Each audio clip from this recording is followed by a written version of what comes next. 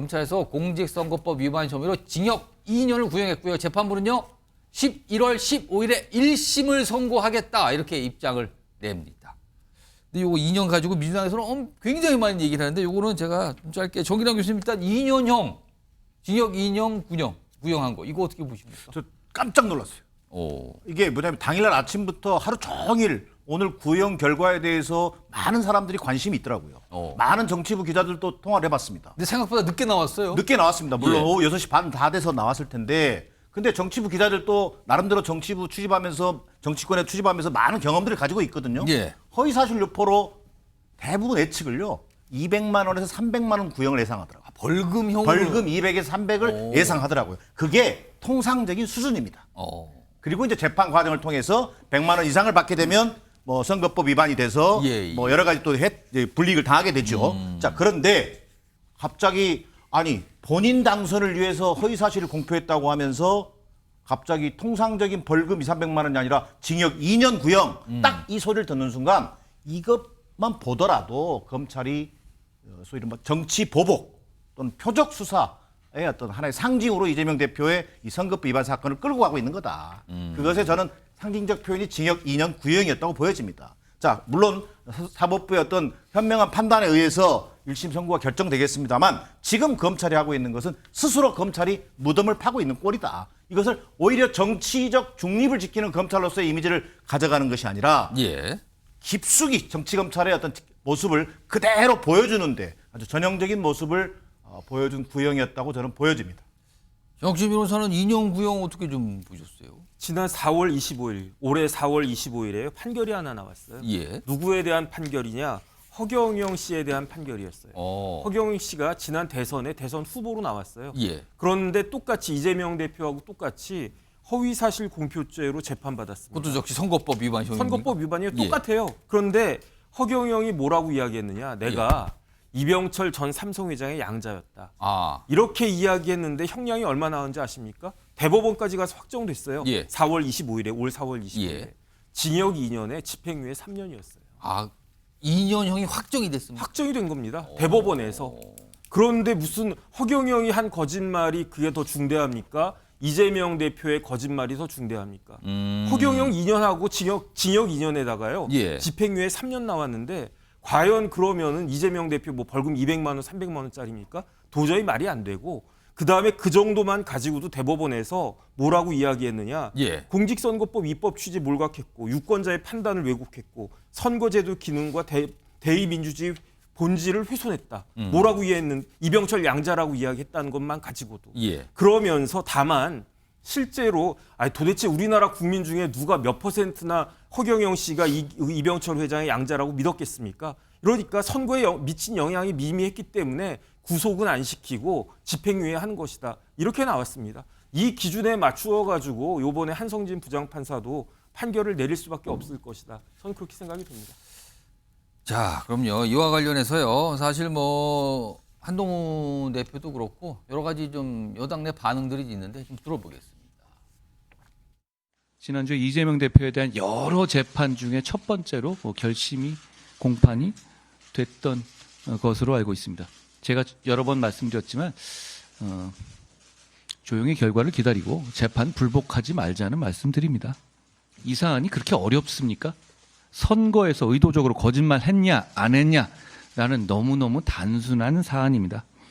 거짓말이었으면 유죄, 거짓말이 아니었다면 무죄일 겁니다. 자, 민주당에서는 반발하고 있고요. 여당 내에서는 아니 이거 사법부에서 명확하게 판단하면 되는데 왜 그럽니까? 약간 이런 분위기의 반응인 거죠. 이런 가운데 이재명 대표가 사실은 요번에 구형 여러 가지 주목을 받던 이 구형권, 이 선거법 위반 혐의 말고 다른 건으로도 재판이 많이 진행되고 있거든요. 그리고 그 앞서서 이제 수사 검사들이 다 있는 거죠. 이 이재명 대표를 수사한 이 검사들에 대해서 오늘 민주당에서 어떤 움직임이 있었습니다. 오늘 국회 법사위 모습이 있고요.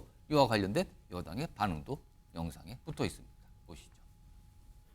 검사 박상용 탄핵소추 사건 조사계획서를 가결됐음을 선포합니다. 일방적으로 국민들에게 탄핵이 필요하다는 부분을 선전하는 장으로 활용했다. 불출석 의사를 그런 거에 대해서는 국회 무시, 국민 무시에 태도가 바뀌지 않고 있구나. 10월 2일 날 그날밖에 택일이 되지 않았습니다. 그래서 그날 하는 걸로 범죄 사실이 인정됨에도 불기소하는 경우 등을 법 왜곡죄로 처벌하여 150건의 법률안은 보다 심도 있는 심사를 위해 법안심사 제1소위원회로 회부와 가결됐음을 선포합니다. 민주당은 부끄러운 줄도 모르고 검사들에 대한 보복에만 열중하고 있습니다. 이재명 대표에게 징역 2년을 구형한 검사들을 고발하고 이 대표 상방울 대북 송금 의혹을 수사한 검사에 대한 탄핵 청문회 개최를 강행하는 동시에 검수완박 시즌2 입법까지 하겠다고 합니다. 참으로 개탄스럽습니다. 자, 오늘 국회 법사에서는 민주당 주도로 처리된 안건들이 좀 있거든요. 화면으로 정리해 볼까요? 이겁니다. 뭐 크게 보면 여러 가지가 있는데 크게 보면 두 가지입니다. 민주당 추진으로 법 왜곡죄. 그러니까 이게 형법을 좀 개정하는 건데 법 왜곡죄입니다. 이거를 소위에 회부해서. 그러니까 이거 법안으로 추진하겠다는 거죠, 지금. 그러니까 검사가 수사 공소 시 법률 왜곡해 적용할 경우 처벌하는 그런 내용을 담겠다는 거예요. 그리고요. 박상용 검사, 그러니까 이게 대장동 수사 아닙니까? 이게 이쪽 수사인데 이 탄핵, 대장동의 쌍방울권이군요. 이게 대북송금. 이 탄핵안 조사계획서 의결, 그러니까 검사 탄핵 청문회를 열기로 한 거예요. 다음 달 2일에요. 그러니까 지금 대북송금 관련된 수사하는 검사를 탄핵하는 문제를 논의하겠다.